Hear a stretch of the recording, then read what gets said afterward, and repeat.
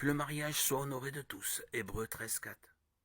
Le mariage biblique est un engagement d'amour pour la vie entre un homme et une femme. C'est une institution divine honorable.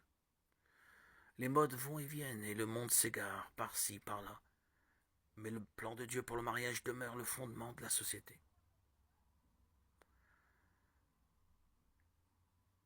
Malheureusement, de plus en plus de personnes ne croient plus au mariage en tant qu'institution. Beaucoup d'entre eux, même certains qui se disent chrétiens, le considèrent comme un marché de dupes qu'on regrettera forcément. Dans leur désillusion, ils se disent qu'il est trop ambitieux de s'engager pour la vie avec une autre personne, qui changera certainement. Nous ne savons pas ce que notre conjoint sera dans 20 ans, ni même dans 5 ans. S'il s'avère qu'il ou elle sera complètement différente, de maintenant serons-nous liés par une promesse faite dans notre jeunesse? Si le mariage n'était destiné qu'à satisfaire nos désirs personnels, alors cette description serait peut-être valide. Mais le mariage, selon Dieu, n'est pas une relation égoïste. Le mariage n'est pas un engagement à être aimé, mais à aimer pour la vie, à vivre pour bénir notre conjoint, nous tenir à ses côtés, le soutenir, donner toujours encore jusqu'à notre propre vie. Éphésiens 5:25. Le Seigneur Jésus a donné la vision suivante à l'apôtre Jean.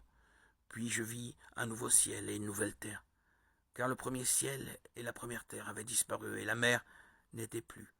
Et je vis descendre du ciel d'auprès de Dieu la ville sainte, la nouvelle Jérusalem, préparée comme une épouse qui s'est parée pour son époux. Et j'entendis du trône une forte voix qui disait: Voici le tabernacle de Dieu avec les hommes. Il habitera avec eux, et ils seront son peuple, et Dieu lui-même sera avec eux. Il essuiera toute larme de leurs yeux, et la mort ne sera plus. Et il n'y aura plus ni deuil, ni cri, ni douleur, car les premières choses ont disparu. Et celui qui était assis sur le trône dit: Voici, je fais toutes choses nouvelles. Et il dit, car ces paroles sont certaines et véritables. Et contrairement à ce que beaucoup pensent, vous n'avez pas besoin de faire partie d'un quelconque projet spatial pour être sauvé de la fin du monde que nous connaissons aujourd'hui.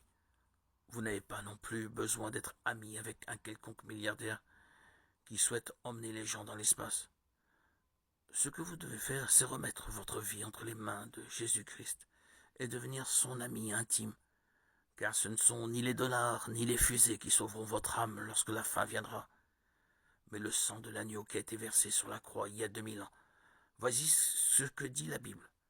Car Dieu a tant aimé le monde qu'il a donné son Fils unique, afin que quiconque croit en lui ne périsse point, mais qu'il ait la vie éternelle. Dieu en effet n'a pas envoyé son Fils dans le monde pour qu'il juge le monde, mais pour que le monde soit sauvé par lui.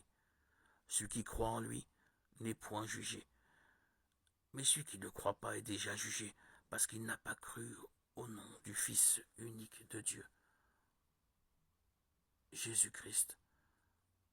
Il n'a pas pris Jésus-Christ comme son sauveur, son rédempteur, son Seigneur. Il ne lui a pas donné sa vie.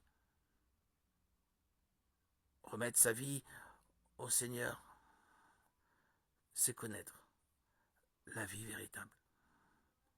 Alléluia.